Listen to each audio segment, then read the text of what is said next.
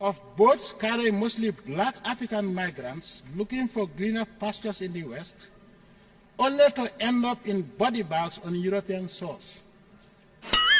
Strangely enough, those countries that pretend to love Africans so much that they are always preaching to African leaders about good governance, the rule of law and respect for human life and rights, have been apparently eerily quiet about the very dangerous, racist and inhuman behavior of deliberately causing boats carrying black Africans to sink, only to select a few lucky ones to be rescued and sent to concentration camps called asylum seekers camps.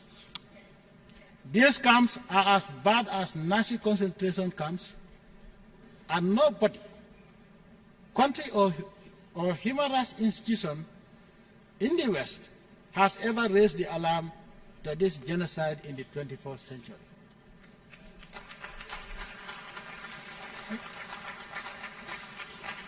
Mr. President, if earlier Africans that received the European explorers before colonialism treated them the same way, Africa would not have been colonized for 400 years. The so-called European explorers were nothing short of people seeking greener pastures for their fellow Europeans, as Europe then had turned into brown pasture. After 400 years of colonial looting and misrule in Africa, Africa is reduced from green now to brown pasture due to overgrazing. Now, African explorers are not only unwelcome, but are greeted with instant death on European shores. This is unacceptable.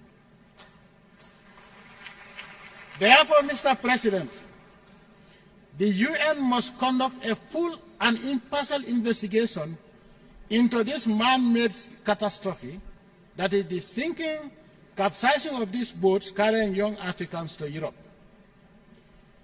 If these boats are able to cross the Atlantic Ocean and the Mediterranean Sea only to sink on European coasts, we must find out what deadly mysterious force exists on the European Mediterranean coast that caused boats carrying young Africans to disintegrate and sink upon arrival.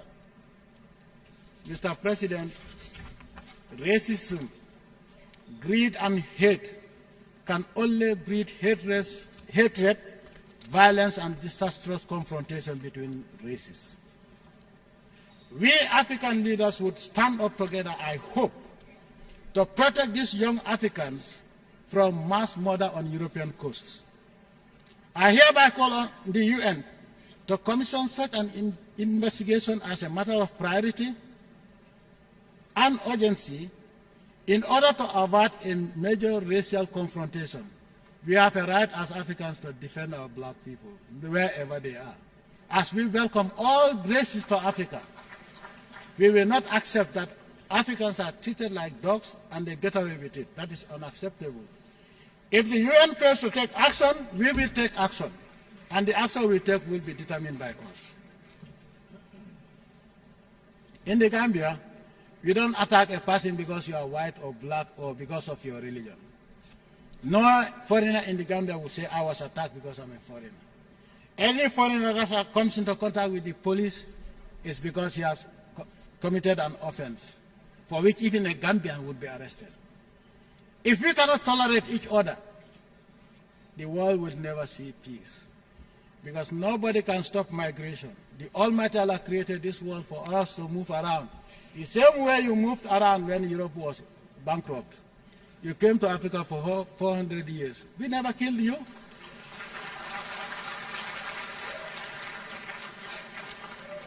You overstayed, and some of us have to fight you out. And now now you have overgrazed our land. You also want greener pastures. You cannot accept us. Send us back, but don't kill them. You have no right to kill them. Mr. President,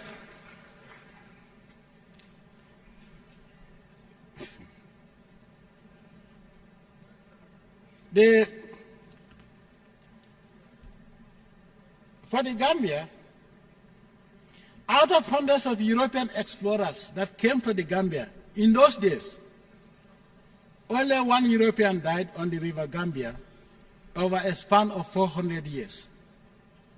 Today, over a span of 5 years period, more than 500 Gambians have lost their lives on European coasts. This is unacceptable. Enough is enough, and the UN must intervene, and intervene quickly, or else we will all live to regret our failure to take appropriate action at the right time. Mr. President, geopolitical realities have changed. Let the West accept these realities, and together with us, endeavor to change along with these realities as we move together towards the brighter and peaceful future we want.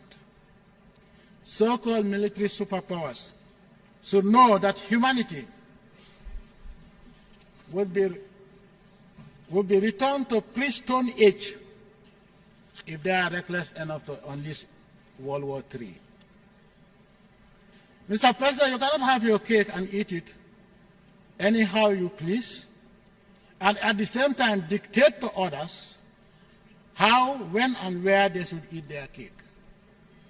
In the 21st century, humanity needs only superpowers of peace and development, and not the medieval Europe type of warmongers. We can't accept. Why can't we accept the diversity of the human race and its attendant diversity in culture, religion, and way of life as each diverse group deems fit? I thank you for your attention.